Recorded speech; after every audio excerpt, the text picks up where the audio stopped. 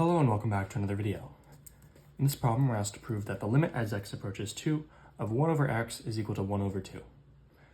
So in order to do this, we have to use the precise definition of the limit, which states that the limit as x approaches a of f of x equals L if for every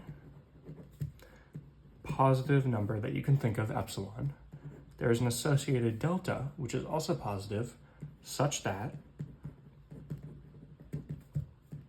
if 0 is less than the absolute value of x minus a is less than delta, then the absolute value of f of x minus L is less than epsilon. So let's plug in the values that are associated with our specific problem.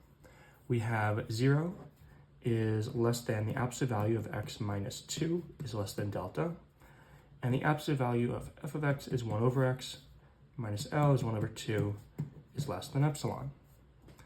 So the first thing we can do is we can eliminate the 0 because it's not restricting any values that are actually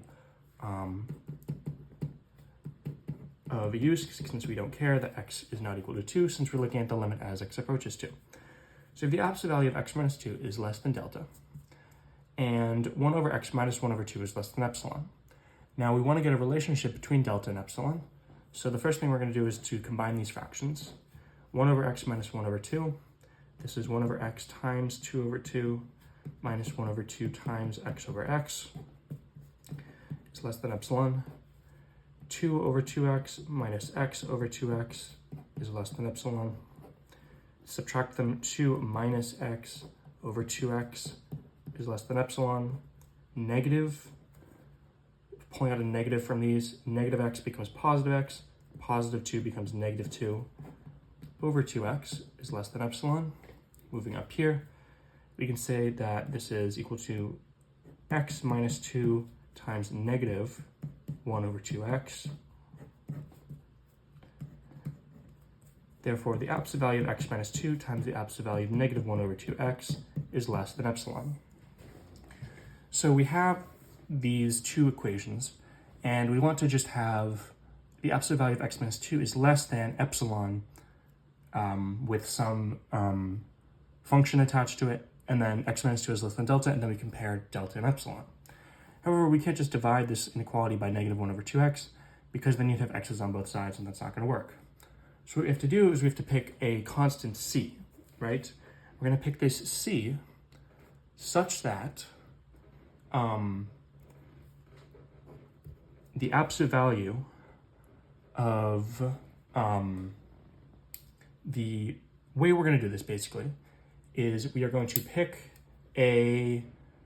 just a random constant c such that the absolute value of negative 1 over 2x is less than c. We do this because when we multiply both sides of this equation by the absolute value of x minus 2,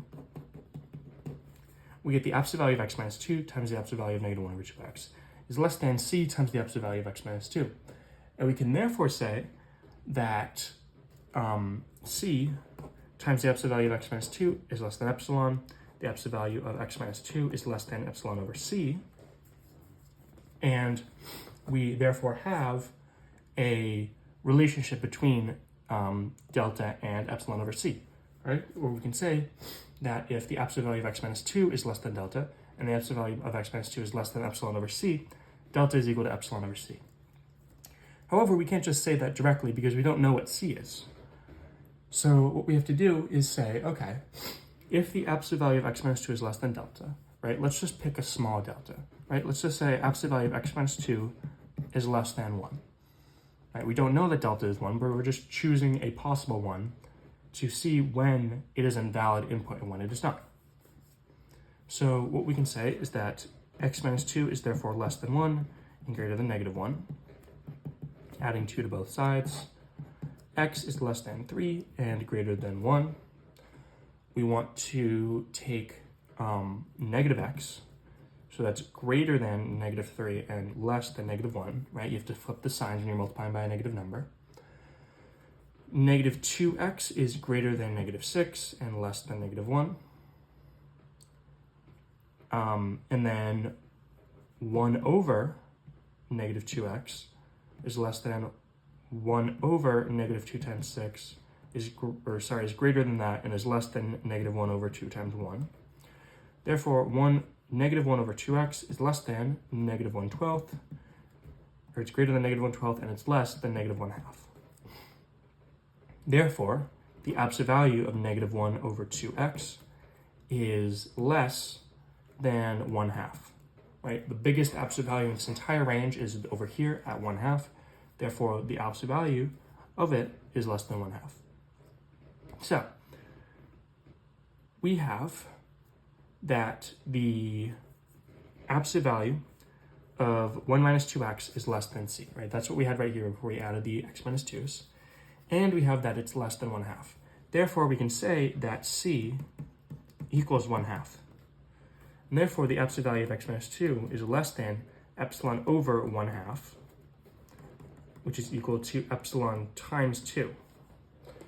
If the absolute value of x minus 2 is less than delta and it's less than 2 epsilon, then we can say that delta is equal to 2 epsilon.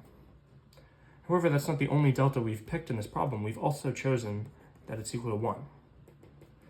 Now, how do we know which of these delta is the actual value of delta?